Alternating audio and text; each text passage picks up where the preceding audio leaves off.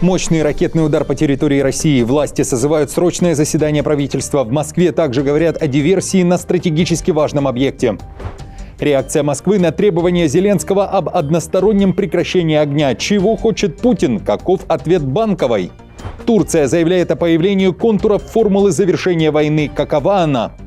Провал американских патриотов. Западная пресса пишет о неудачах известнейших ЗРК в Украине. Что пошло не так? Служить или не служить? Споры в Германии. Политики не могут решить судьбу немцев. Кому и когда брать в руки оружие для защиты страны? Куда движется Россия? Опубликованы результаты опроса среди граждан. Сколько тех, кто одобряет действия Путина, и как много россиян считают, что страна катится в пропасть. Обсудим. Об этом и не только. Досмотрите. Всем привет, это «Время Прядко». Коротко, четко и по делу о том, о чем говорят в мире. Как всегда, жду ваших комментариев и ответов на мои вопросы. Пожалуйста, поддержите лайком и поделитесь видео на своих страницах в соцсетях. Время начать. В Германии отложили голосование по закону о воинской службе. Правящие партии не смогли договориться о переходе от добровольной к обязательной модели, из-за чего Бундестаг отложил рассмотрение поправок к закону. Главным камнем преткновения стал проект министра обороны Писториуса. Он предлагает сделать службу для немцев обязательной лишь в случае нехватки добровольцев или ухудшения ситуации с безопасностью. Однако Христианский социальный союз выступил против. Лидер партии Маркус Зёдер назвал инициативу пустословной воинской обязанностью и подчеркнул, что в условиях серьезной угрозы Германии нужна не армия с анкетами, а реальная оборона. Голосование Бундестага по законопроекту в первом чтении планировалось 9 октября. Теперь этот процесс может затянуться на 1 неделю и дольше. А вот в Украине обсуждают другую воинскую повинность. Накануне многие медиа, как с украинской, так и с российской стороны, написали о том, что сотрудники украинского ТЦК, то есть военкомы, мобилизовали кота.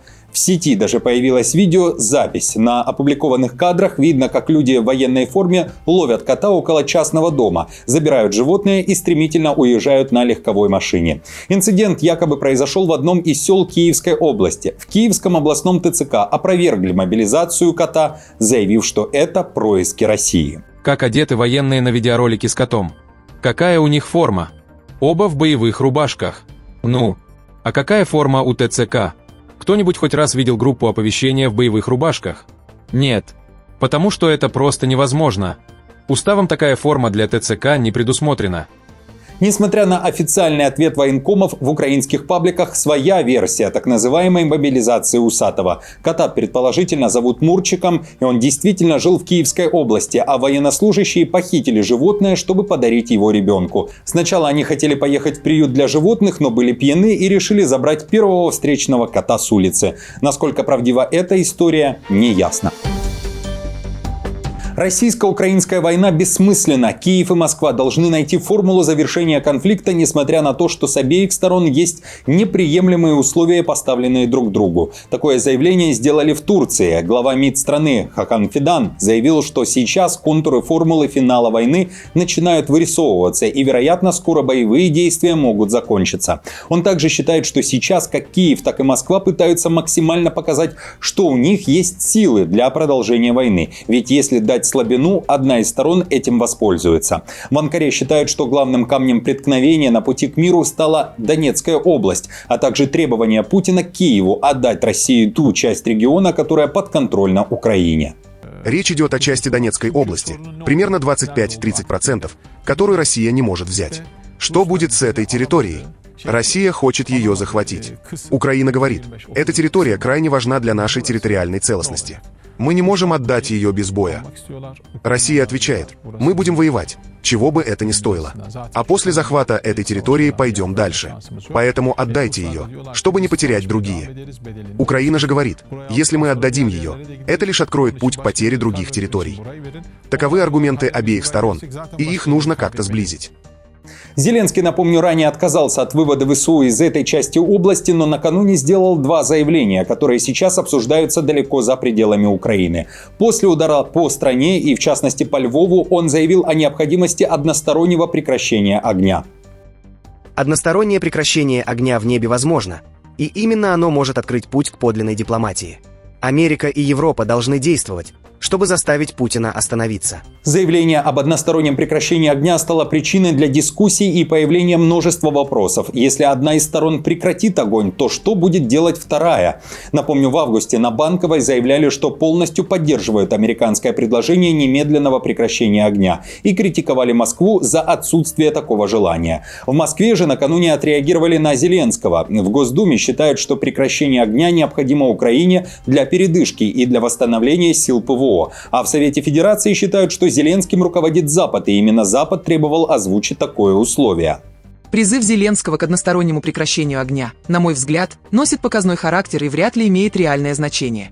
Думаю, что решение Киева формируется под влиянием внешних сил. При этом Зеленский накануне раскритиковал Запад. Его заявление было похоже на то, что сделал замминистра иностранных дел Украины Кислица, который в материале для The Guardian говорил, что Путин унижает Запад. Зеленский же заявил, что Путин просто насмехается над Западом, ведь европейские лидеры абсолютно пассивны.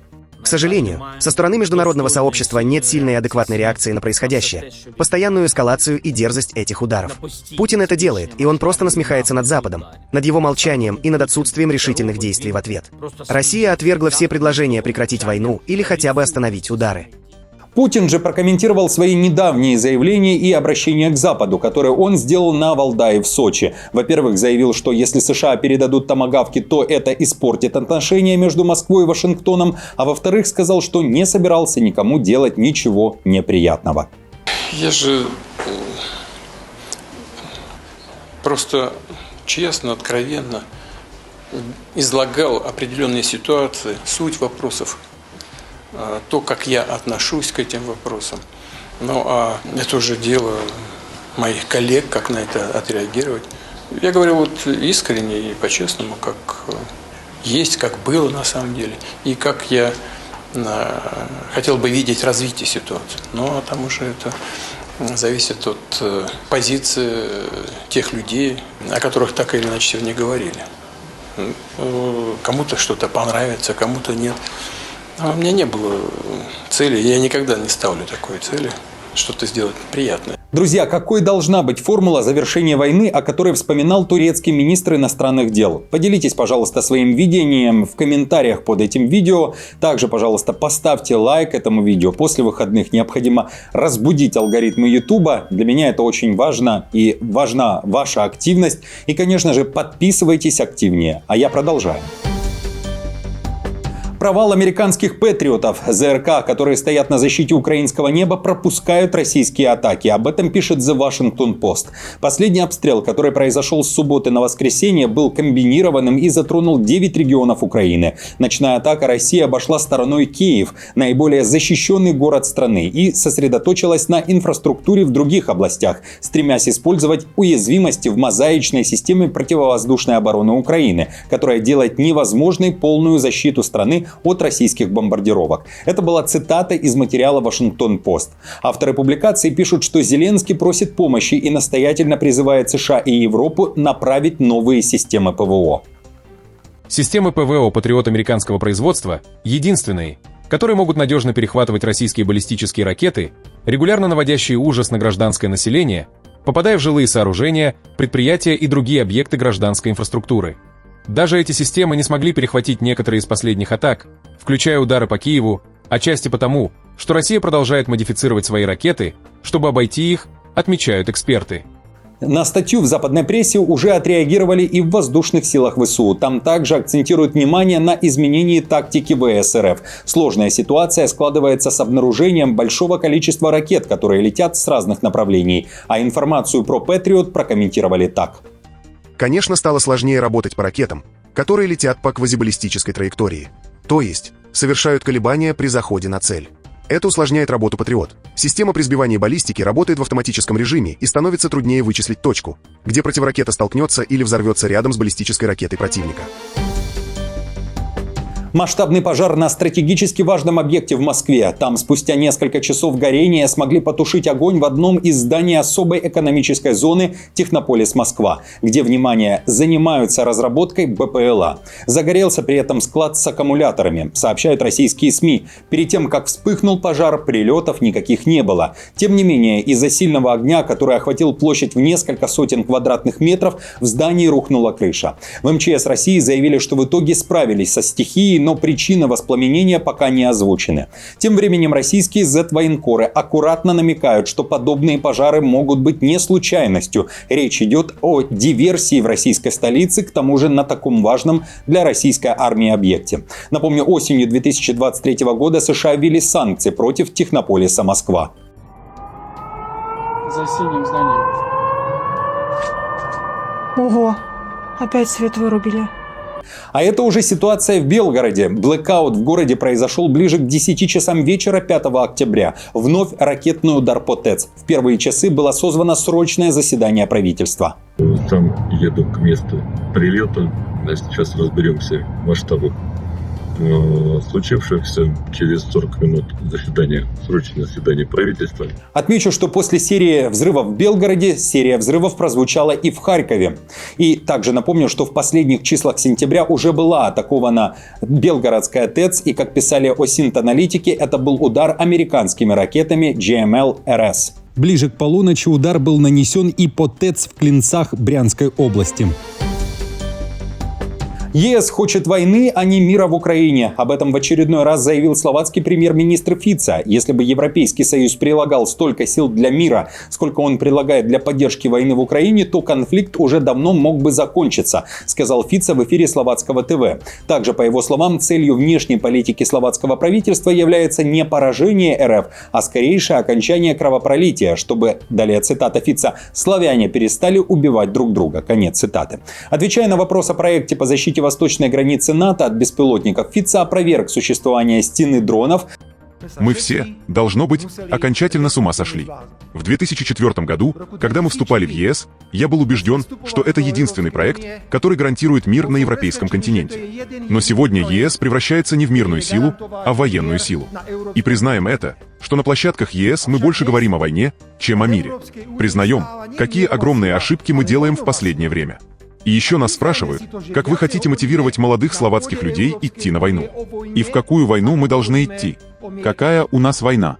Кто нам угрожает? Трамп едва не развалил НАТО еще 7 лет назад, во время своего первого президентского срока. О том, что в Альянсе все шло к гибели Альянса, рассказал бывший генсек НАТО Йенс Столтенберг в своей книге, отрывок из которой приводит The Guardian. Раскол мог произойти на саммите 2018 года, где Трамп фактически пригрозил вывести США из Альянса, требуя немедленного доведения оборонных расходов союзников до 2% ВВП. По словам Столтенберга, американский президент прервал обсуждение, заявив «Я ухожу». Далее цитата. Давайте послушаем. «Я ухожу с этой встречи. Нет больше причин здесь оставаться», — сказал Трамп. «Теперь все развалится», — подумал я. Я оглядел комнату. Все лидеры выглядели мрачно. Все понимали, что ситуация на грани краха. Весь саммит, все декларации о согласии.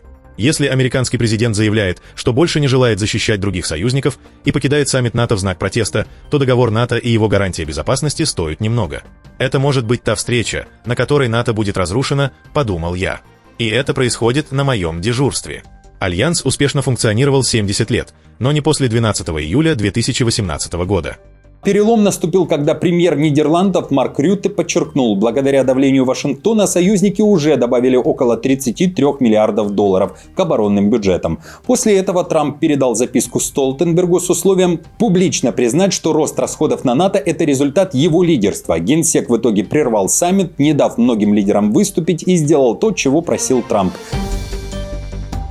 Трамп выругался матом в адрес Нетаньяху. Нецензурные слова прозвучали, когда премьер-министр Израиля снова усомнился в сделке с Хамас. Об этом сообщает издание Axios со ссылкой на достоверные источники в Белом доме. По информации издания, когда 3 октября Хамас ответила Трампу согласием на мирное предложение по Газе, президент США позвонил Нетаньяху, чтобы обсудить эту новость. Однако израильский премьер не разделил оптимизм Трампа и сказал ему, что радоваться нечему. В ответ уже раздраженный Трамп назвал Биби всегда негативным и выругался. «Это победа, прими ее», — на повышенных тонах заявил Трамп Нетаньяху. Большинство россиян по-прежнему поддерживают Путина и боевые действия в Украине. Об этом свидетельствуют результаты недавнего соцопроса «Левада-центр». На вопрос, что бы вы могли сказать о своем настроении в последние дни, более 60% опрошенных заявили, что пребывают в нормальном, ровном состоянии. Чуть менее 20% граждан России жалуются на скачки настроения от плохого к хорошему и наоборот. При этом респонденты с хорошим настроением уверены, дела в России идут в правильном направлении. Так считают 66% россиян. Почти столько же, 65%, одобряют деятельность Путина. В Левада-центре отмечают, доля довольных ходом дел в РФ остается высокой и практически не изменяется на протяжении последнего года. И только 17% опрошенных говорят, что страна движется в пропасть или же по неверному пути. О том, что страна движется по неверному пути, чаще говорили опрошенные со средним образованием и ниже. Таких 20%.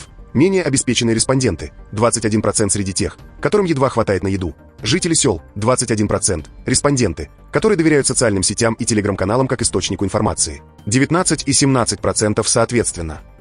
А также те, кто не одобряет деятельность Владимира Путина на посту президента, таких 77%. Те, кто в последнее время испытывает напряжение, раздражение, страх, тоску, таких 34%. Каковы ваши мысли по поводу этих данных? Знаю, что среди вас, друзья, много тех, кто в принципе не доверяет социологии во время войны. И тем не менее, каковы ваши мысли, наблюдения, пишите, как всегда, под этим видео. На этом все. Спасибо вам большое за поддержку. Спасибо, что многие каждый день со мной. Ставьте лайки, подписывайтесь. Новости за неделю собраны в плейлист. Переходите и смотрите. До встречи.